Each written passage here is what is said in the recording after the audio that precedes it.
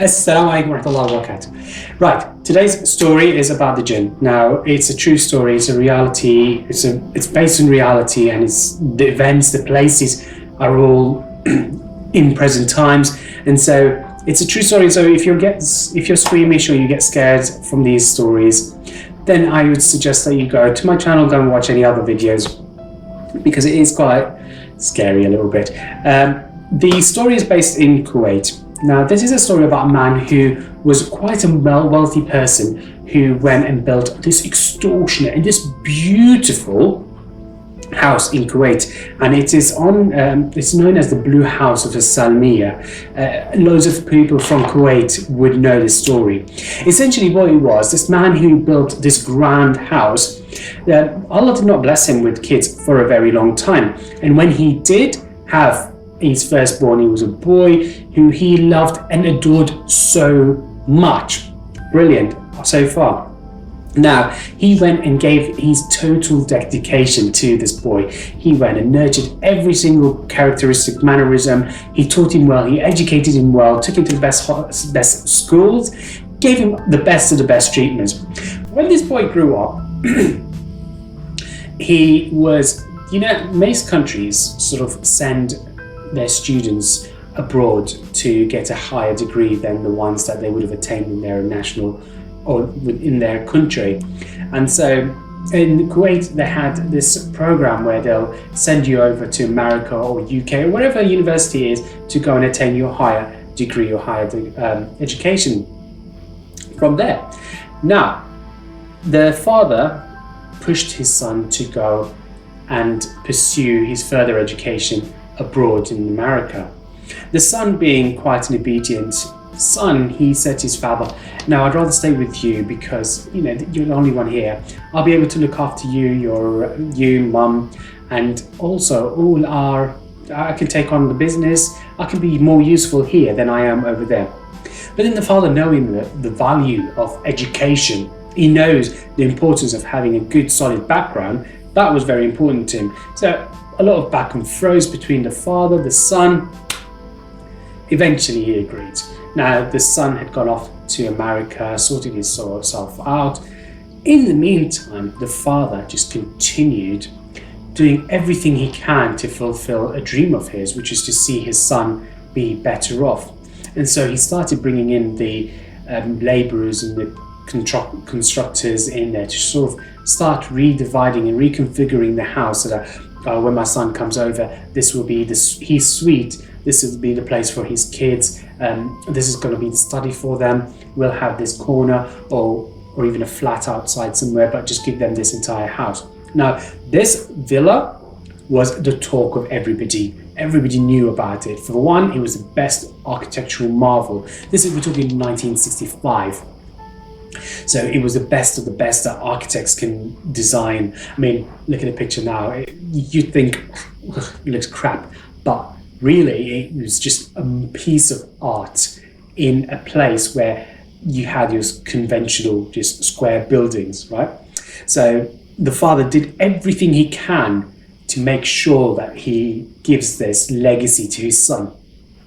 Years flew by, and son was advancing from one year to another, and then comes in his third or fourth year, he comes and calls his dad on one of his normal regular phone calls and says, "Dad, I'm just a few weeks away from actually coming back. I passed, I got my degree, and I'm coming back home, I'm coming home."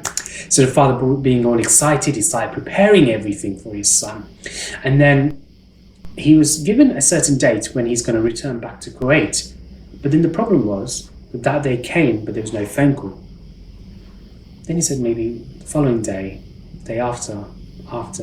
A week had gone by and the father did not receive any news. Right, left, centre, he started making his phone call. He rang the embassy, the Kuwaiti attaché there in America. Eventually he got through to the son's friends. Nobody knew about him. All they knew that one day he went out to get some stuff, but he never came back. Eventually he got this phone call from the Kuwaiti embassy. They started giving their condolences, and now we will arrange with you to bring his body over. He had a car accident. It was quite a fatal collision, which led to his death. The father and the mother became hysterical. Things like, his entire 3-4 years that had passed by was just solely dedicated and solely revolving around this one thing that was his son. And so imagine immediately, and all of a sudden, this is all disappeared. So now the father was in hysterics. Eventually they received the body, they buried the body, then they had the 3 days of mourning for the death of the son. And eventually they just had to move on. This house was just too much of a memory for the son, too much memory of the son. And so the family sort of dispersed afterwards, and I'm not sure what happened to them, but then this house, this marvel of architecture, remains standing. Now this is where actually our story starts. Now this house became so famous and so big, but do you remember, if you know, in the 1990s, Iraq invaded Kuwait. In fact, that house became one of the army barracks. The Iraqi army took over that house, and so they moved in during the time of the occupation. Years had passed by. After the occupation had ended, or the Gulf War ended, years passed by, this house still remained abandoned. They said in 1995 was the first sighting or an incident. So one person reported that he was walking next to this house. So look at it now.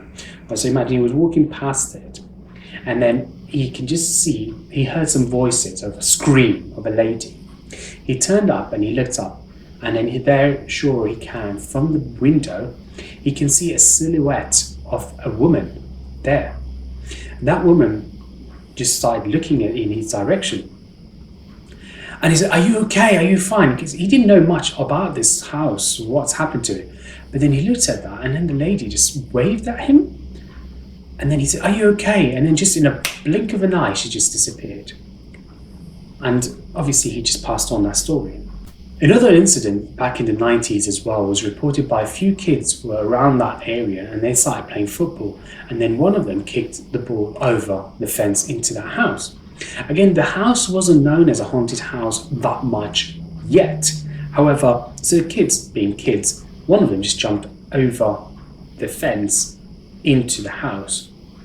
Moments later, his friends who were outside, all they can hear was screams from the boy, just screaming. And then they jumped over the fence only to see him wide-eyed open on the floor as if he's seen something. And he was just very shaken by what he was seeing clearly, and then eventually got him out somehow. And so it was little stories, and they didn't quite manage to figure out what was wrong with him. So then these stories started spreading and seeping into the community about this place and the shenanigans that happened in there. Then fast forward to 2002, the people around the area saw a fire from the balcony. And so quick to the point that they all went and called the fire brigade. The fire brigade arrived, and then the thing is, this fire started spreading. And as the fire brigade arrived, then the fire starts dying out. So then they went in, the fire brigade, they went in and they found that the electrics were off. There's no furniture. There's nobody in the house or any reason that could have caused this fire. So they were very perplexed about what had happened. So they made sure that everything was fine, clear. They left the premises. They went. The second they turned and they were far outside, the fire just reflamed and rekindled. Now they were all worried, and then they called the fire brigade again. The fire brigade went back in, checked it.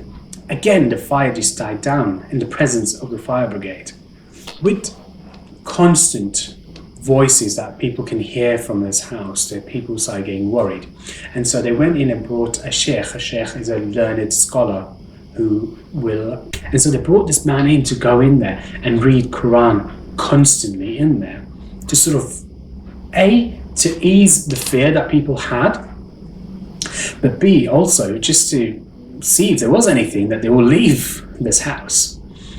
Quran was being played constantly in that place, but still, there's still voices. So eventually the community chipped in and they built a mosque right next to that house, so that there'll be constantly, at least 3 times a day, there'll be Quran in the vicinity. So Maghrib, Isha and Fajr will be read out in the vicinity to sort of calm the people's fear, because there's loads of buildings around it. And people were getting very fearful.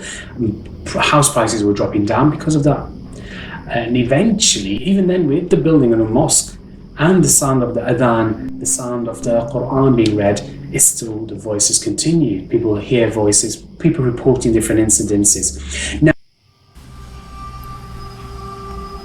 and so one of the events or the incidences that happened was, there was an event where 2 boys actually dared each other. I mean, obviously, boys being boys, they challenged each other to jump in and go in as far as they can.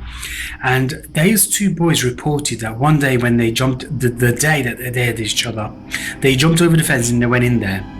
And they saw this huge, tall, bearded man walking towards them, looking straightly, directly into their eyes, holding a lantern. That's what they remember clearly. He was holding a lantern and he was approaching them. And as soon as they saw that figure, they were just out of there. So fast forward to 2004, and that property eventually got sold. So when they sold it to this property developer. This property developer started creating his plans. He's going to demolish it and then erect an apartment, a purpose-built apartment building.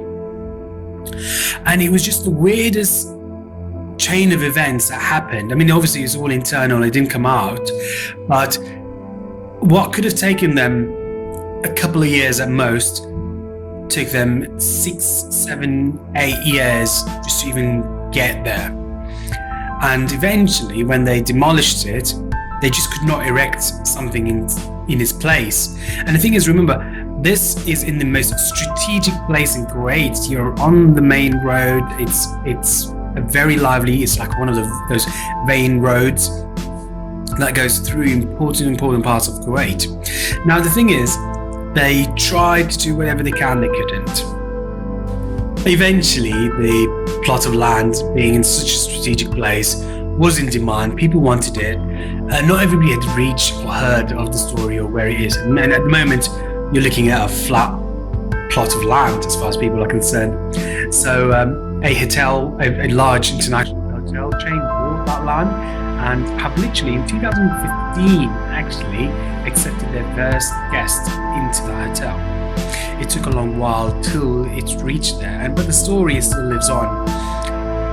Some people say that there is a possibility that this house was actually erected over a graveyard. Now, we're getting into a little bit of Hollywood and a bit of sci-fi with that explanation. It could be not. Now, I don't know how accurate the story. I mean, a lot of people can make up stories about houses, but the sources of this story are reputable and reliable people. And that's it for today. I hope you enjoyed that story. I mean, obviously, I'm glad if I come across a really reputable and an honest Jinn story, I will put it. If you liked it, subscribe to this channel. There'll be plenty more of decent stories that will cover all aspects of life. I hope you enjoyed it. If you did, share the story. Give me your comments if you liked it, you didn't like it, do you think it's real, do you know anything about this? Let me know. Have you come across an incident similar to that? Let me know in the comments below. Yeah, do share it, and hopefully I'll see you on the next one. Take care. Assalamu alaikum.